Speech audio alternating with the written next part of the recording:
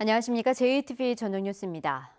지난 3월 한국GM과 군산공장 인수협약을 한 MS그룹 컨소시엄이 예정대로 오늘 한국GM과 본 계약을 체결했습니다. MS그룹 컨소시엄은 다음 달 28일 한국GM에 군산공장 인수를 위한 잔금 1,017억 원을 납부한 뒤 등기 이전을 하고 인수 작업을 마무리할 계획입니다. MS그룹 컨소시엄은 현대자동차 1차 협력업체인 명신 등이 참여하고 있는 그룹으로 군산 공장을 인수해 오는 2021년부터 연간 5만 대, 2025년부터 연간 15만 대의 전기 자동차를 생산하겠다고 밝혔습니다. 익산시가 장전마을 인근 비료 공장에 대해 실시한 폐기물 불법 매립 실태 조사 결과 폐기물 불법 매립과 중금속 오염 등이 확인됐습니다.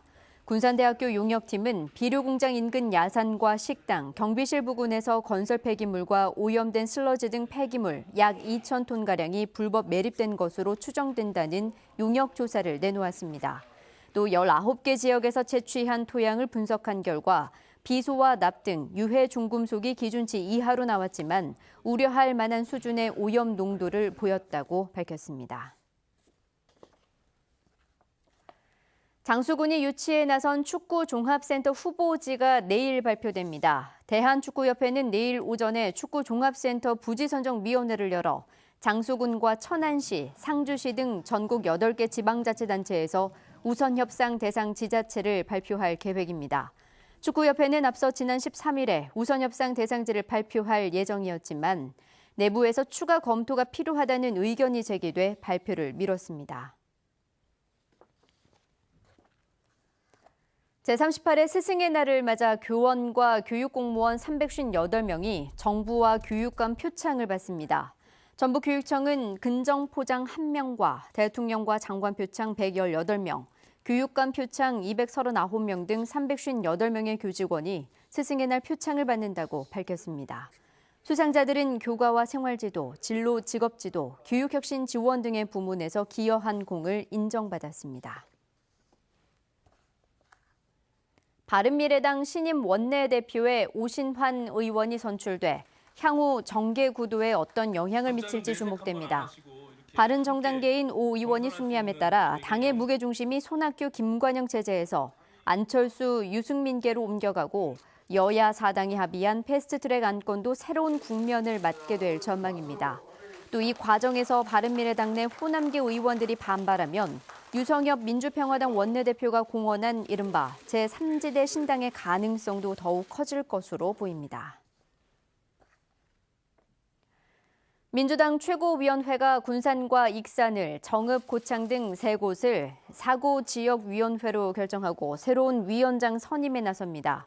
군산은 현역인 김관영 의원에 대한 본선 경쟁력이 뒤처진 것이 주요 원인으로 알려졌고 익산을은 청와대에서 나온 한병도 전 정무수석의 복귀를 염두에 둔 조치이며 정읍 고창은 이수혁 전 위원장의 사퇴로 공석인 점이 고려된 것으로 보입니다. 민주당은 내일 조직 강화 특위를 열어 이들 지역의 당분간 직무대행 위원장을 선임할지 아니면 곧바로 새로운 위원장 공모 절차에 들어갈지 결정할 예정입니다.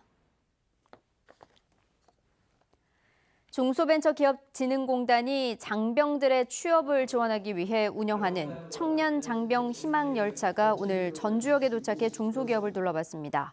오늘 오전 희망열차를 타고 용산역에서 출발한 청년 장병 120여 명은 전주의 중소벤처기업인 디나텍과 올릭스를 방문해 생산 현장을 둘러보고 기업체 임직원들과 간담회를 가졌습니다.